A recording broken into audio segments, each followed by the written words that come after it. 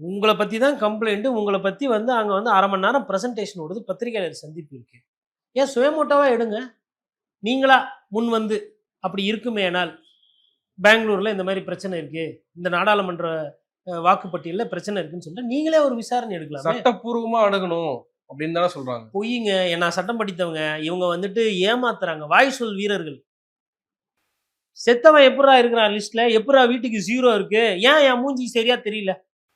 நான் என்ன கேட்கிறேன்னா, இந்த நாட்டுல ஓட்டுன்ற ஒண்ணு இல்ல அப்படின்னா, இந்த பிரதமரோ, இந்த முதலமைச்சரோ நம்மள மதிக்க மாட்டாங்கன்றது என்னோட குறைந்தபட்ச புரிதல். யாரா வேணா இருக்கட்டும்.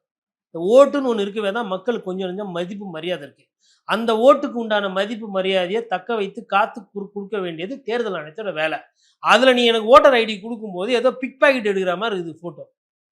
இப்ப அத சரி செய்யணும்னா நானே ஃபோட்டோ எடுத்து குடுக்கணுமா? அப்ப நீ எதுக்கு இருக்கிற? நான் எதுக்கு இவ்வளவு வரி கட்டுறேன்? யார் இத சரி செஞ்சு கிளீனா வைக்கணும்? எதுக்கு ஆதார்ன்னு ஒண்ணு கொண்டு வந்தீங்க கூட? இதையே அன்னைக்கு சரி செஞ்சு ஆதாருக்கு பதிலா இதையே பயன்படுத்திருக்கலாம்ல. எந்த தனியாருக்கு எங்களோட தகவலு, கண்ணுல இருக்கிற புருவம், கை ரேகையெல்லாம் விக்கிறதுக்கு என் ஃபோன் நம்பர எவனுக்கு விக்கிறதுக்கு வேண்டி ஆதார கொண்டு வந்த? அப்ப ஆதாரம் ஒழுங்கினும். ஒருத்தருக்கு 4 ஆதார் இருக்குதுன்னு ராகுல் காந்தி குற்றச்சாட்டு. டேட்டா தேவைப்படும் இல்லையா? எதுக்கு? என் டேட்டா உனக்கு எதுக்கு? நான் ஒரு விஷயத்த ஓப்பனா சொல்றேங்க. இப்ப என் டேட்டா வச்சு நீ என்ன பண்ண போற? எனக்கு எதனா நல்லது பண்ண போறியா? என்கிட்ட இருந்து எதெல்லாம் வியாபாரம் நான் இப்ப வந்து பீஸா அப்படின்னு சொல்றேன்னா, அந்த டேட்டா வந்து எத்தனை பேர் பீஸா சாப்பிடுறாங்க? இல்ல என் பனியன் நம்பரு, என் ஜெட்டி நம்பரு இது தெரிஞ்சு இவரு எந்த மாரி துணிமணி போடுவாரு? இவரு என்ன செருப்பு பயன்படுத்துறாரு? இவரு என்ன கார்ல போறாரு? இத பெரிய பிக் கிளவுடுன்னுவாங்க ஆங்கிலத்துல. Big data.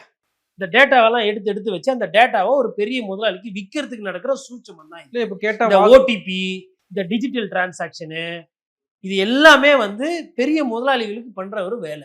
வாக்காளர்களுடைய digital data இல்லன்றாங்க. CCTV footage வந்து 40 நாட்கள் மேல ஆமா வச்சிருக்க வேலை செய்யாது. முடியாதுன்றாங்க. வேலை செஞ்சா நாங்கலாம் மாட்டிக்கிருவோம். அதனால நாங்க வந்து எல்லாம் வச்சிருப்போம். அவங்கவங்க காவல்துறை வந்து இப்ப ஒரு தப்பு நடக்குதுன்னா என்ன பண்ணணும்னா, அது கண்டுபிடிக்காது. உங்க வீட்டுக்கு வந்து கத்து வட்டி நீங்க ஏன் சிசிடிவி கேமரா போடல? நீங்க ஏன் ரெக்கார்டு பண்ணல? நம்மள கேட்பாங்க. அதுதான் நடக்குது. மொத்த இந்தியால அதான் நடக்குது. இப்ப அதனால வந்து இதெல்லாம் வந்து இந்த இந்த டிஜிட்டல் இந்தியாலாம் ஏமாத்து வேலை. ஓகேங்களா? அது என்னன்னா எல்லாத்தையும் ஆன்லைன்ல போட்டா வெரிஃபிகேஷன்ஸ்க்கு ஈஸியா இருக்கும். ராகுல் காந்திக்கு என்ன பிரச்சனைன்னா, 300 கிலோ பேப்பரு 7 1/2 அடிக்கு எடுத்துன்னு போய் குடுத்து, ஒரே ஒரு பாராளுமன்ற தொகுதியில இத வெரிஃபை பண்ணிக்கன்னா 6 மாசம் ஆயிருக்கு ஒரு கட்சிக்கு. காங்கிரஸ் கட்சியில கொஞ்சம் வேகமா வேலை செய்றது இல்ல. அது வேற விஷயம். 6 மாசம் ஆயி ஐயா கண்டுபிடிச்சுட்டோம் எப்ப? தேர்தல் எல்லாம் முடிஞ்சு 1 1/2 வருஷம் கிட்ட ஆயி, அதுக்கப்புறம் இப்ப கண்டுபிடிச்சு வந்திருக்கிறாங்க. என்னது? தேர்தல்ல முறைகேடு. எந்த லெவல்ல இருக்கு பாருங்க கட்சி. அதனால தான் சொன்னேன். நல்ல முயற்சி. பட் கால தாமதமான முயற்சி.